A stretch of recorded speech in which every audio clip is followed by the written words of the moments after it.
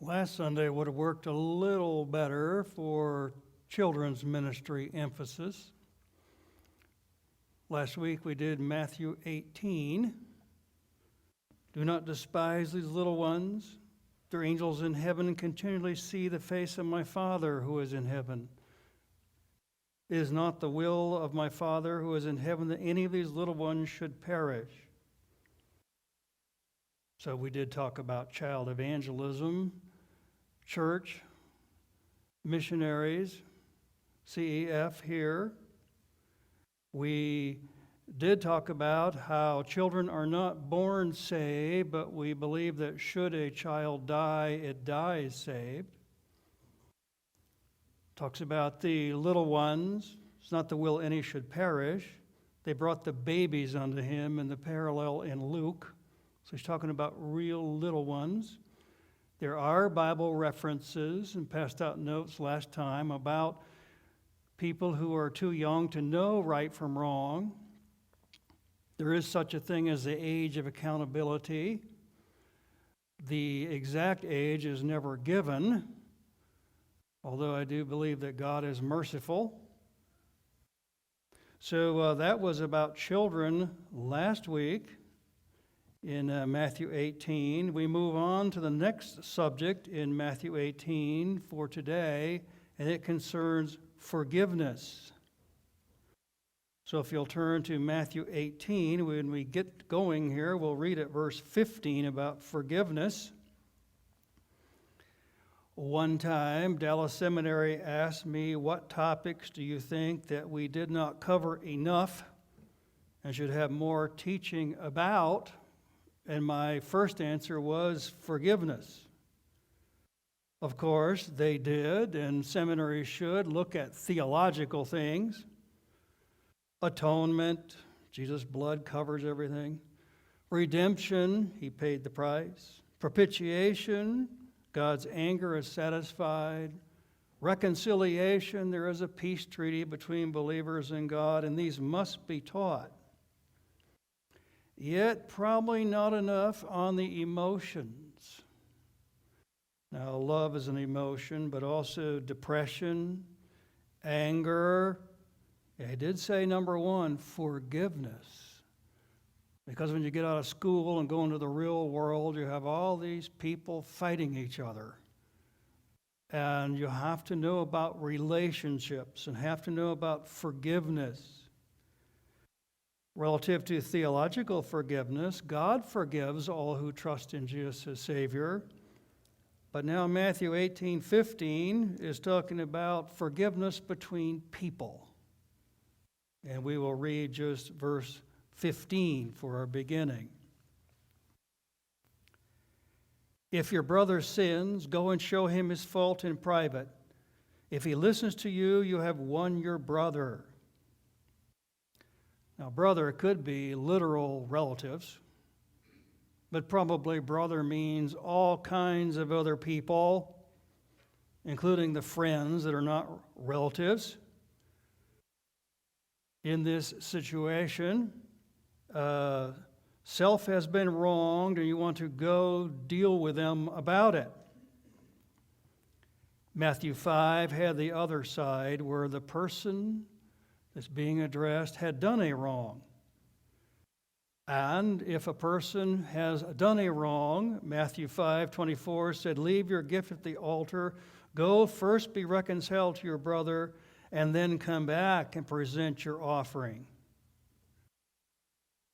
So that was about a temple illustration in Jesus' time. But we would say, leave the church.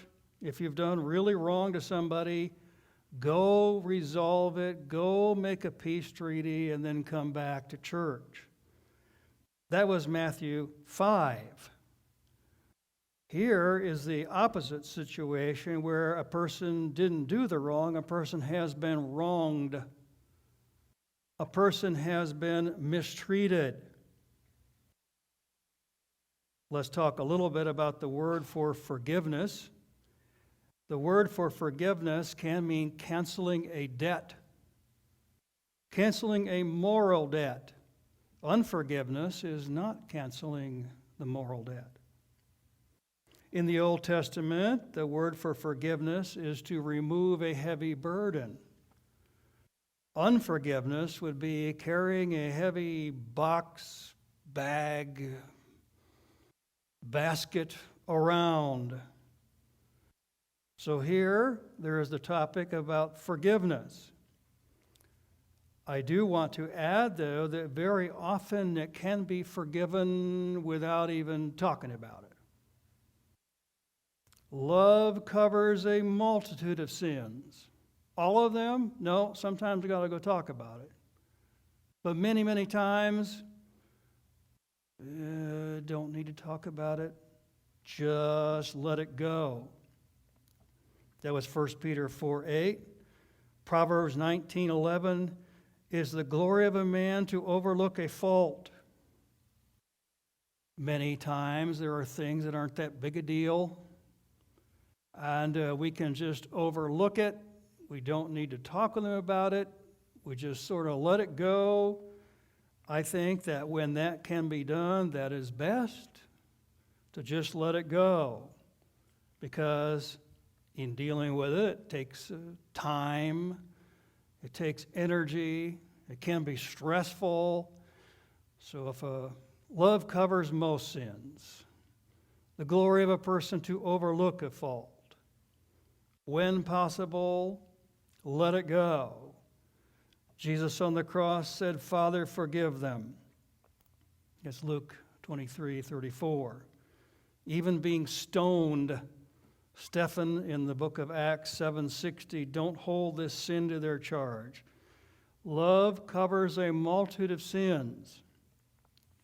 But sin is a very large category. And there can be some various serious things. Before talking more about the process, I would like to talk about the word hate. Unforgiveness isn't technically hate. We're never supposed to hate anybody. Unforgiveness would be holding them accountable, but unforgiveness is never hating somebody. The Bible never allows people to hate each other. Love your enemies, pray for those who persecute you. Matthew 5:44. So in thinking about unforgiveness, the definition actually is to hold them accountable, but it never allows hatred. Lots of things can be brushed aside. A lot of things can be forgiven. If possible, so far as depends upon you, be at peace with all men. Romans 12:18. If possible, let it go. But sometimes it's in a little higher category. Lots of things are sins, but sometimes we can't let our anger go with sundown. Ephesians 4:26. Sometimes it's not in the category of love covers a multitude of sins. Sometimes it can be very serious. A wrong can even overlap with a crime.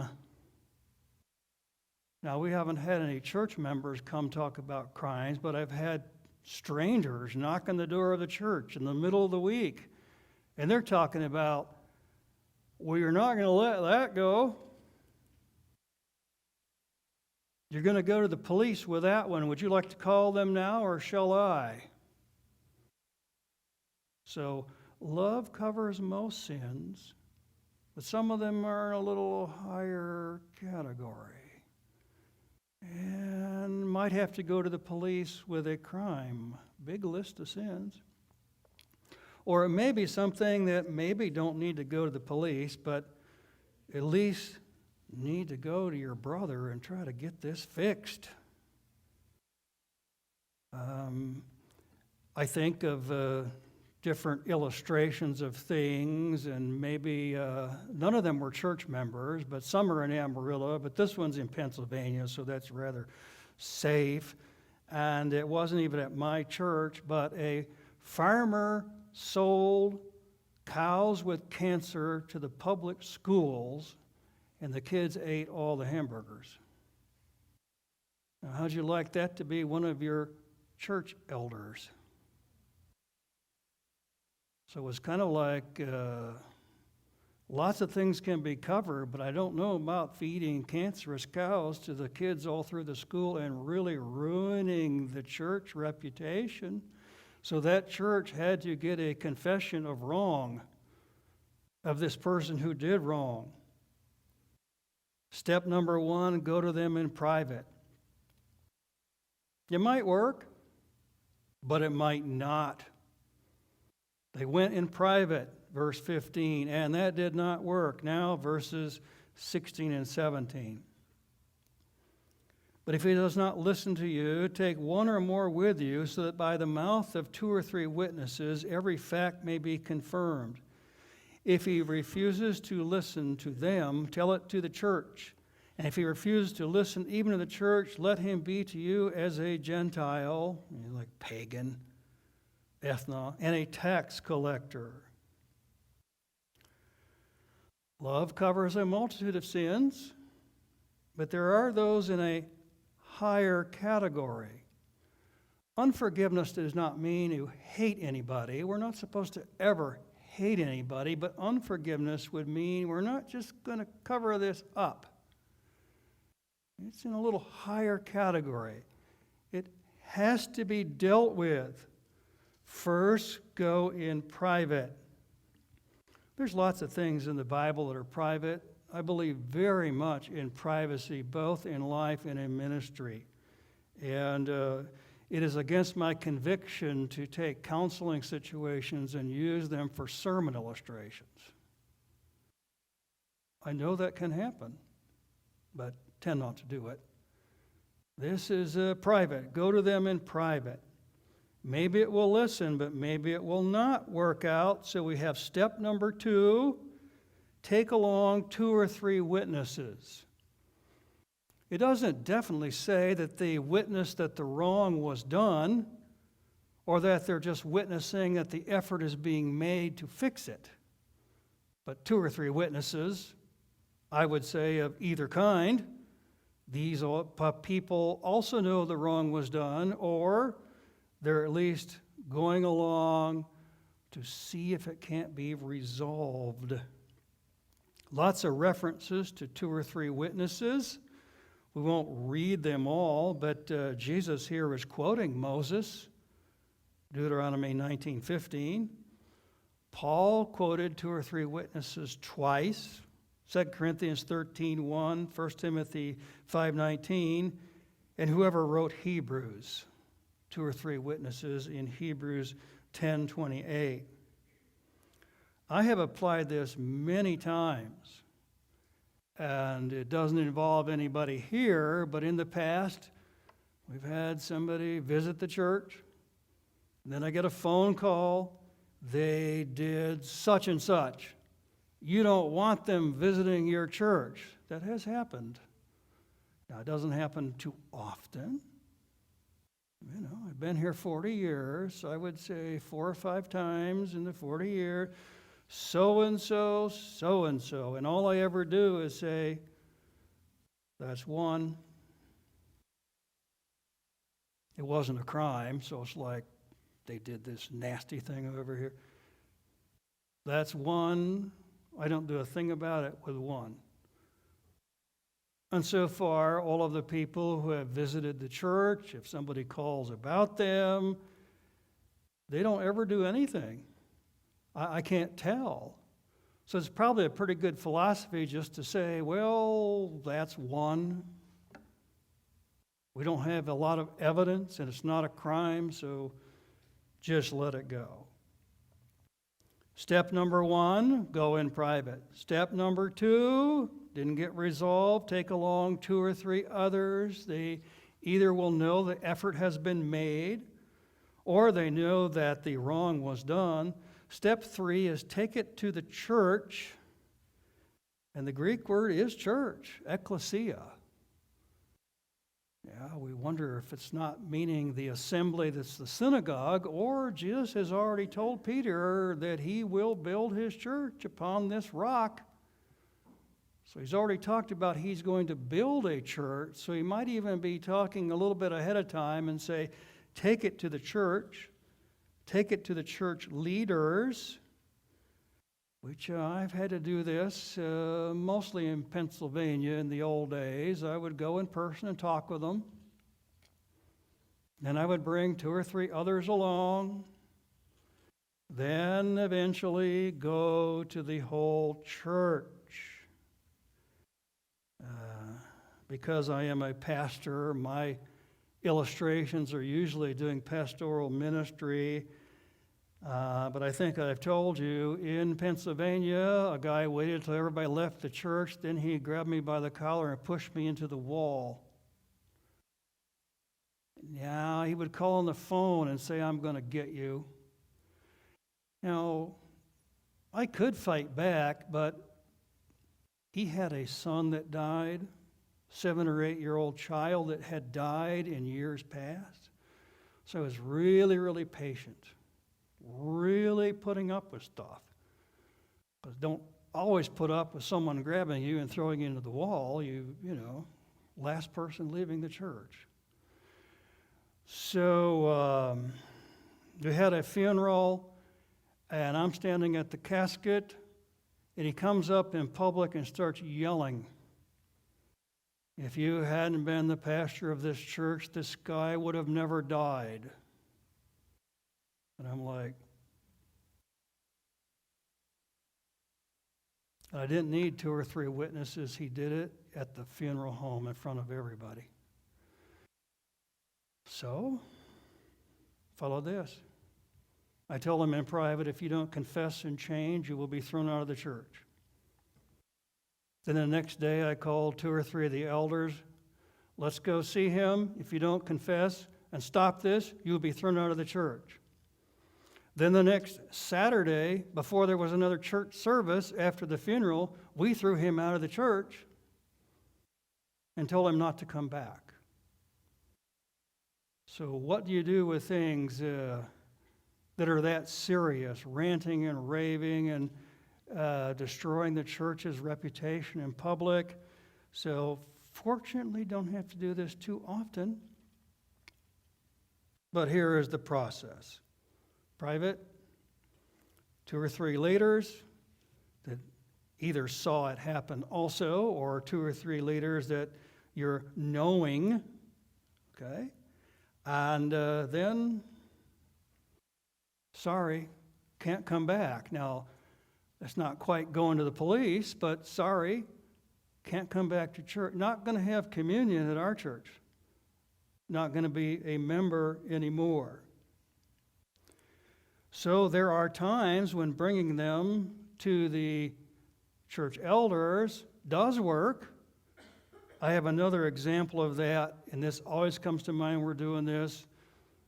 This person was a kid here. They're grown up. They're gone.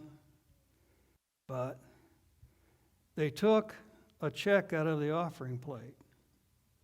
In the old days, we wouldn't go right back and put it in a bag. In the old days, we just leave it there until church is over. And on the way out, this kid, high school kid, took a check out of the offering plate. Well, I wasn't going to go to the police about that. You know, he can have the $100, but hey, you're coming to the next board meeting. Why? Because you took a check out of the offering plate. You're coming to the next board meeting. So he gets to go to the board meeting, and now we have 2 or 3 witnesses.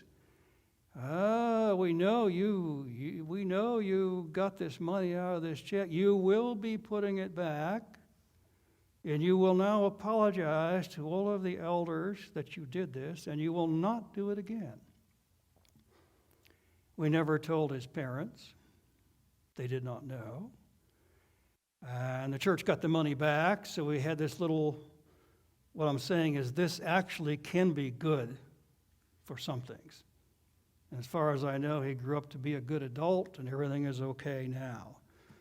But here is a process, and it can be applied to individual problems, and it can be applied to church problems. Go to a person in private, step number 1. Tell them what the problem is, what the dispute is over. If there's no result, step number 2, take along 2 or 3 others that either know the thing happened or at least they're witnessing that the effort is being made to resolve it. Step number 3, can go to the church. If it's still not resolved, there's never any allowance to hate anybody, but can kind of withdraw, step back. Tax collectors in those days are even worse than the IRS now. They're real crooks. The Roman government would let them take whatever they could get and give them so much that they did an auction, and then we get to keep the rest. The tax collectors were real crooks. So tax collectors would be, you might have to be around them some of the time, but you don't try. And at the end of this process, might have to be around this person a time or 2 a year, but don't have to try if you have tried to fix it. I think a lot of times it can be fixed. And here is the process. And whenever possible, step number 1 is the best. Keep it in private. I don't think things should be all around the church if it does not involve everybody in the church. Well, we had kids last week, and that was forgiveness. And will the musicians please come?